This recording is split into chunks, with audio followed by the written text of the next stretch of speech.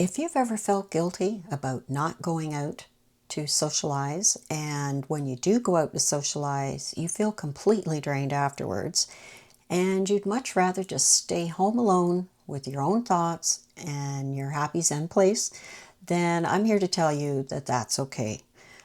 Today I want to have a chat about being an introvert. Hi, I'm Grace and welcome. First things first, being an introvert isn't a problem that needs to be fixed.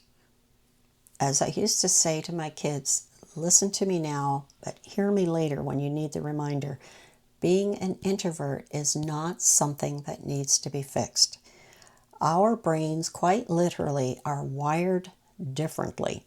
We process info deeply and we get easily overwhelmed, which is why big social gatherings can feel overwhelming. Extroverts, they thrive on that kind of energy. But for us introverts, too much can be exhausting. When I was a kid, my mother was always trying to get me involved in groups and different social activities, and she was trying to fix me. Still is a very social person, and she could never understand why I rebelled about going to any of these activities.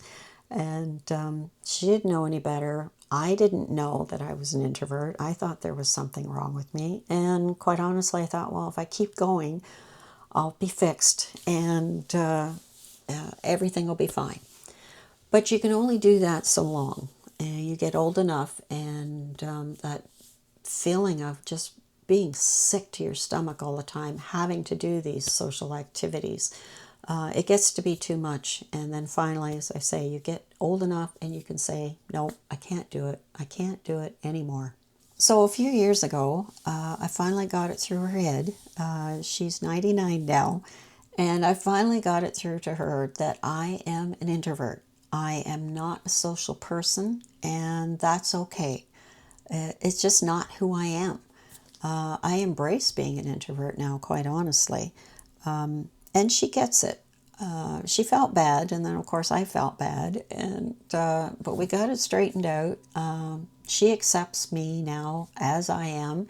If she says, "Can you come to whatever social gathering she's got going on with whoever?" I can say no. I said I can't do the social. It's too overwhelming for me. So it's, you know what, it's not a weakness to be like that. It's just a different way of experiencing the world. And here's the thing. Alone time isn't lonely. For introverts, it's recharging. While extroverts feel energized around people, we get our energy from solitude. It's like plugging in your phone when the battery is low. Without it, we feel drained, irritable, and especially anxious. But when we get that space we need, our creativity, our focus, and our overall well-being thrive. Let's bust another myth. Introverts are not all antisocial. Some of us just prefer quality over quantity.